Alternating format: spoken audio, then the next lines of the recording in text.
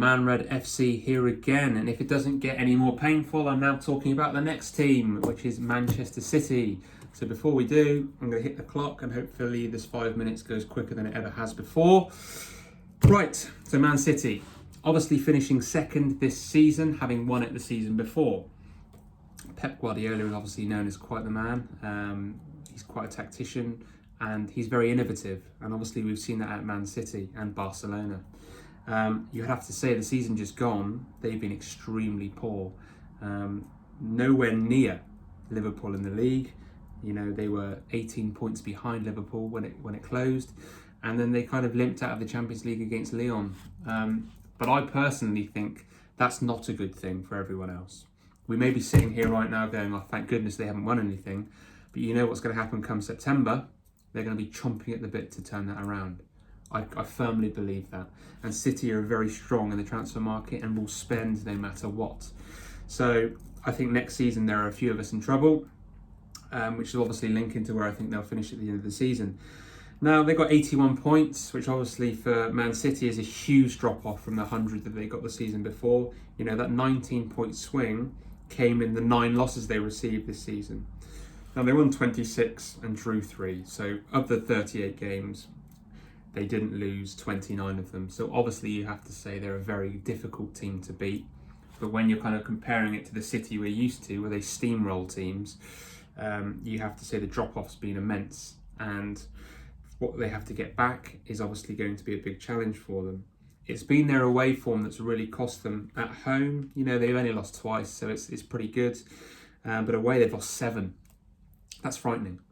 And in a league where you're going to have to be high 90s to even get close to a title, you know, you can't lose more than 4, 5 or 6 games. So the fact they lost 7 away, you know, already goes to tell you that they're not going to win a title, especially with Liverpool playing as well as they are.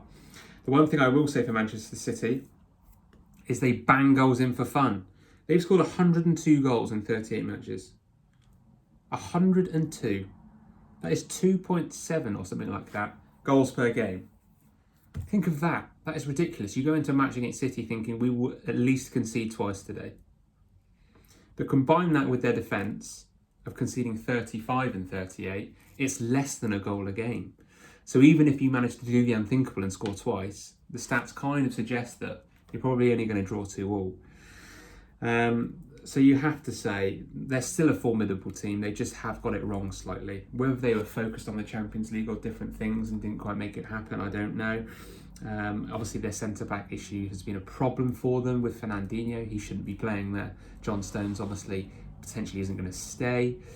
But looking more at the stats that we have, I mean, amongst the team, the stats when you look at this are just frightening.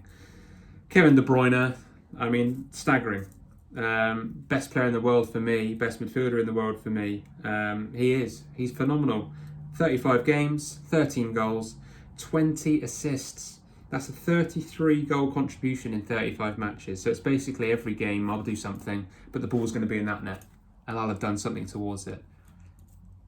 Insane. You then got Raheem Sterling playing just off to the left of him with 20 goals and 1 assist in 33 games. So contributing 21. You rattle through the stats here. Bernardo Silva, 6 goals, 7 assists. David Silva, who's gone, 6 goals, 10 assists. Gabriel Jesus, who's the backup striker, FYI, 14 goals, 7 assists. You've then got Riyad Mahrez, 11 goals, 9 assists. And then the big man himself, Sergio Aguero, with 16 goals and 3 assists. Now, Sergio Aguero obviously always has an injury every season, but when you've got Gabriel Jesus kind of coming in for him and banging in as many goals, you know, where's the weakness?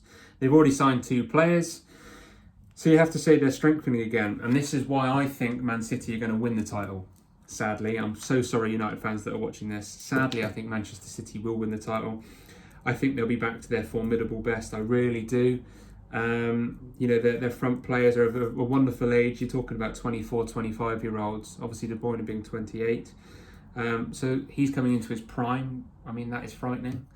And I can only see Pep be really reinvigorated by the poor season he's just had. They're only going to get better. There's no way in hell he's going to want to have a second season at City and he wants it to be a poor one, because he wants his legacy to be the highest level it possibly can.